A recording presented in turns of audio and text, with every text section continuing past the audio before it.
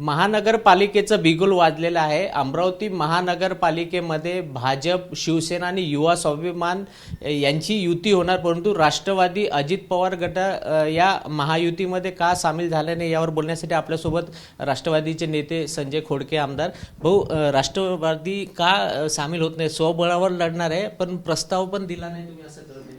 हो, बरोबर आहे। कारण की आमची 2 वर्ष झाले महानगरपालिकेच्या संदर्भात तयारी चालू होती आणि जवळपास 87 वार्ड जे आहे, 22 प्रभाग, इथं जवळपास आमच्याजवळ सर्व सक्षम उमेदवार होते। आमची पार्टी म्हणजे आमचं कुटुंब म्हणून आम्ही काम करत असतो आणि त्या कुटुंबामधला कोणाला कमी करणं, कोणाला जास्ती ठेवणं हे थोडं कठीण काम असल्यामुळं आम्ही कोणत्याही पक्षाला आमचा सोबत युती करण्याच्या संदर्भात कुठेही प्रस्ताव दिलेला नाही। आणि पूर्वीच्या काळात मी एक वेळ पुन्हा 4 महिन्याच्या आधी स्वतःहून बोललो होतो की भारतीय जनता पार्टी राज्य सरकारमध्ये आमची युती आहे, परंतु अमरावतीमध्ये भारतीय जनता पार्टी जर इथल्या त्यांच्या महायुतीतल्या छोट्या पक्षासोबत युती करणार असेल तर आम्ही भाजपसोबत युती करणार नाही, हे मी 4 महिने आधी सांगितलं होतं। तर आपण सर्वांनी त्याचं नोंदी घेतली होती।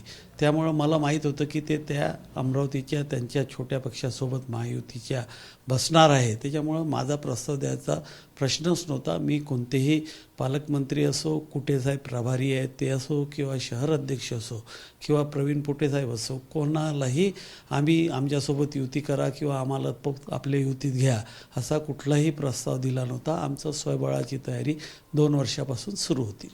कोणते मुद्दे घेऊन तुम्ही निवडणुकीच्या रिंगणात होत आहे आणि कोणाला जास्त संधी देणार तुम्ही, महिलांना का युवा तरुणांना?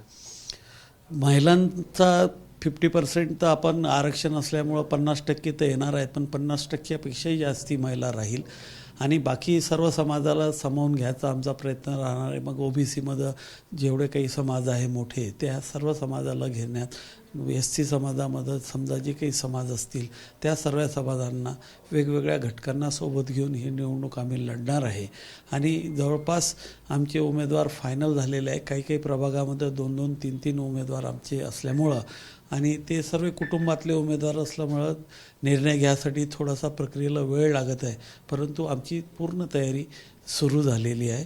आणि विकासाच्या संदर्भात आपण जे बोललं तर मागच्या 5 वर्षामध्ये अमरावती विधानसभा मतदारसंघातून सुलभा खोडके आमदार होत्या, त्यामुळं विकासाचे कामं सातत्यानं चालूच होते आणि पुढच्या काळामध्ये आमचं प्लॅनिंग जे आहे, आम्ही आमचा जाहीरनामा महानगरपालिकेचा काढू, त्यात विकासाचे काय मुद्दे राहतील या संदर्भात आपल्याला त्यावेळेस वाच करू।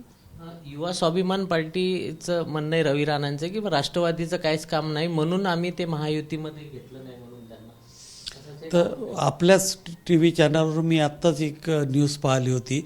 आपल्या राज्याचे महसूल मंत्री आणि आपले पालकमंत्री अमरावतीचे, त्यांनी स्वतःहून तुमच्याच इंटरव्ह्यूमध्ये एक सांगितलं आहे की बा राष्ट्रवादीकडून आमच्याकडे युतीसाठी तसा कोणताही प्रस्ताव आलेला नाही, हे ते स्वतःहून सांगून राहिले आणि ते आपल्या चॅनललाच त्यांनी सांगितलं आहे।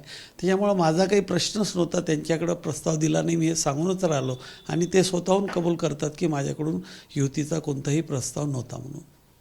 आता कोणता मुद्दा राहणार आहे महत्त्वाचा या निवडणूक? कारण महायुती एकत्रच आहे शेवटी। तुम्हाला जेव्हा कुठे जायचं, भाषण करायचं, प्रचार करायचं तर महायुती भाजप राहील, शिवसेना राहील, सगळे एकत्रच।